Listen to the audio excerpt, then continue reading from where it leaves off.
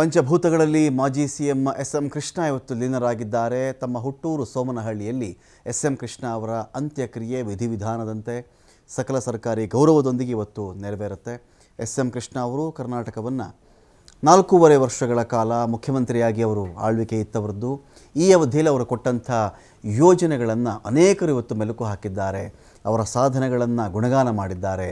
ಕರ್ನಾಟಕದ ಧೀಮಂತ ರಾಜಕಾರಣಿ ಎಸ್.ಎಂ. ಕೃಷ್ಣ ಅವರು ಇನ್ನೂ ನೆನಪು ಮಾತ್ರ. ತಮ್ಮ ಅಂತಿಮ ಯಾತ್ರೆಯನ್ನು ಮುಗಿಸಿ ಬಾರದ ಲೋಕಕ್ಕೆ ಎಸ್.ಎಂ. ಕೃಷ್ಣ ಅವರು ತೆರಳಿದ್ದಾರೆ.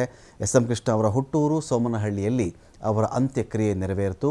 ಚಿತೆಗೆ ಮೊಮ್ಮಗ ಅಮರ್ತ್ಯ ಸಿದ್ಧಾರ್ಥ ಹೆಗಡೆ ಅಗ್ನಿಸ್ಪರ್ಶ ಮಾಡಿದ್ರು. ಒಕ್ಕಲಿಗ ಸಂಪ್ರದಾಯದ ವಿಧಿವಿಧಾನಗಳ ಪ್ರಕಾರವಾಗಿ ಅಂತಿಮ ಸಂಸ್ಕಾರ ನೆರವೇರಿದೆ. ಈ ಅಂತ್ಯ ಸಂಸ್ಕಾರಕ್ಕೆ 1000 kg ಗಂಧದ ಕಟ್ಟಿಗೆಯನ್ನು ಬಳಸಲಾಗಿತ್ತು. ಅಂತ್ಯ ಸಂಸ್ಕಾರದ ವೇಳೆಯಲ್ಲಿ ಸುಮಾರು 300 kg ವಿಧ ವಿಧದ ಪುಷ್ಪವನ್ನು ಇಲ್ಲಿ ಬಳಸಲಾಗಿತ್ತು. ಅಂತ್ಯಕ್ರಿಯೆಗಿಂತ ಮುಂಚೆ ಬೆಂಗಳೂರಿಂದ ಮಂಡ್ಯಕ್ಕೆ ಅವರ ಪಾರ್ಥಿವ ಶರೀರ ರವಾನೆಯಾಯಿತು. ಯಾವ ರಸ್ತೆಯನ್ನು 2 ರೋಡ್ಗಳಾಗಿ 4 ಪಥಗಳನ್ನಾಗಿ ಎಸ್.ಎಂ. ಕೃಷ್ಣ ಅವರು ಮಾಡಿಸಿದ್ರು ಬೆಂಗಳೂರು ಮೈಸೂರು ಹೆದ್ದಾರಿಯನ್ನು, ಅದೇ ರಸ್ತೆ ಇಕ್ಕೆಲೆಗಳಲ್ಲಿ ಜನಸಾಗರವೇ ನಿಂತು ಎಸ್.ಎಂ. ಕೃಷ್ಣ ಅವರ ಪಾರ್ಥಿವ ಶರೀರ ಹೊತ್ತುಕೊಂಡಂಥ ವಾಹನ ಬರ್ತಾ ಇದ್ದಂತೆಯೇ ಹೂವಿನ ಮಳೆ ಸುರಿಸ್ತಾ ಇದ್ದರು. ಅವರದ್ದೇ ಆಗಿರತಕ್ಕಂಥ ರೀತಿಯಲ್ಲಿ ಅಷ್ಟು ತರ್ಪಣವನ್ನು ಅವರು ಅರ್ಪಿಸ್ತಾ ಇದ್ದರು. ಸಾವಿರಾರು ಜನ ರಸ್ತೆಯುದ್ದಕ್ಕೂ ನಿಂತಿದ್ದರು.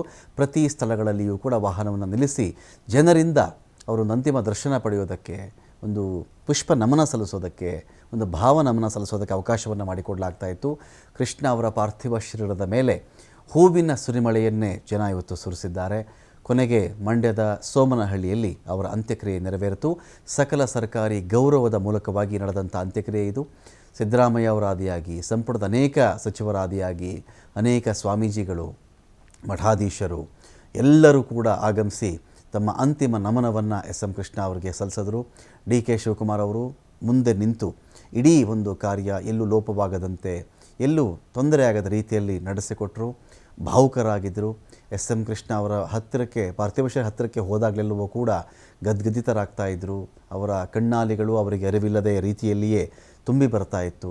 ಅನೇಕ ಬಾರಿ ಅವರು ದುಃಖತಪ್ತರಾಗ್ತಾ ಇದ್ದರು ಕೂಡ ಎಲ್ಲವನ್ನು ಅವರು ಹೇಳಿದರು, ಅಪ್ಪ ಮಗನ ಸಂಬಂಧ ನಂದು ಎಸ್.ಎಂ. ಕೃಷ್ಣ ಅವರದ್ದು ಅಂತ ಹೇಳಿ.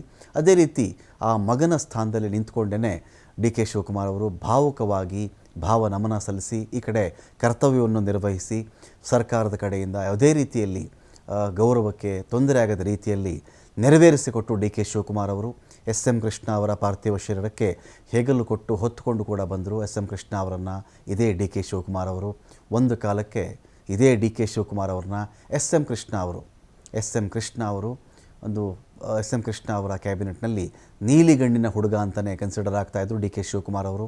ಇವ್ರನ್ನ ಮಿನಿಸ್ಟರ್ ಮಾಡಿದಂಥವ್ರು ಎಸ್.ಎಂ. ಕೃಷ್ಣ ಅವರು. ನಗರಾಭಿವೃದ್ಧಿ ಮಿನಿಸ್ಟರ್ ಆಗಿದ್ದರು ಎಸ್.ಎಂ. ಕೃಷ್ಣ ಅವರ ಕ್ಯಾಬಿನೆಟ್ನಲ್ಲಿ. ಆನಂತರದ ರಾಜಕೀಯ ಗುರುವನ್ನಾಗಿ ಇದೇ ಎಸ್.ಎಂ. ಕೃಷ್ಣ ಅವ್ರನ್ನ ಪರಿಗಣಿಸ್ತಾ ಬಂದರು. ಕಾಲಾನಂತರದಲ್ಲಿ ಸಂಬಂಧಿಕರು ಕೂಡ ಆದರು. ಇದೇ ಡಿ.ಕೆ. ಶಿವಕುಮಾರ್ ಅವರ ಮಗಳನ್ನು ಎಸ್.ಎಂ. ಕೃಷ್ಣ ಅವರ ಮೊಮ್ಮಗ ಅಮರ್ಥ್ಯನಿಗೆ ಕೊಟ್ಟು ಮದುವೆ ಮಾಡುವಂಥ ತೀರ್ಮಾನಕ್ಕೂ ಕೂಡ ಬಂದಿರ್ತಾರೆ. ಆ ಮೂಲಕವಾಗಿ ಸಂಬಂಧಿಕರು ಕೂಡ ಆದರು. ಎಲ್ಲವನ್ನು ಕೂಡ ಅಂದರೆ ಒತ್ತಟ್ಟಿ ಬರುವಂಥ ದುಃಖವನ್ನು ಅದುಮಿಟ್ಟುಕೊಂಡೇ ಡಿ.ಕೆ. ಶಿವಕುಮಾರ್ ಅವರು ಎಸ್.ಎಂ. ಕೃಷ್ಣ ಅವರ ಪಾರ್ಥಿವ ಶರೀರದ ಎಲ್ಲ ಒಂದು ವಿಧಿವಿಧಾನಗಳನ್ನು ಆ ಒಂದು ಅಚ್ಚುಕಟ್ಟಾಗಿ ಅದನ್ನು ನಿಭಾಯಿಸಿದ್ರು. ಇವತ್ತು ಸರ್ಕಾರದ ಕಡೆಯಿಂದ ಒಂದು ಕಡೆ ಮುಖ್ಯಮಂತ್ರಿ ಸಿದ್ದರಾಮಯ್ಯನವರು ಬಂದಿದ್ದರು, ಮಂಡ್ಯ ಭಾಗದ ಶಾಸಕರಿದ್ದರು, ಅನೇಕ ಸಚಿವರುಗಳು ಆಗಮಿಸಿದರು. ಆನಂತರ ಯಡಿಯೂರಪ್ಪನವರಿದ್ದರು, ಕುಮಾರಸ್ವಾಮಿಯವರು ಕೂಡ ಬಂದಿದ್ದರು, ಸಿ.ಟಿ. ರವಿಯವರಾಗಲಿ, ಪ್ರಹ್ಲಾದ್ ಜೋಶಿಯವರಾಗಲಿ, ಬಹುತೇಕ ಎಲ್ಲ ನಾಯಕರು ಕೂಡ ಬಂದು ಈ ಒಂದು ಕಾರ್ಯವನ್ನು ನೆರವೇರಿಸಿಕೊಟ್ರು.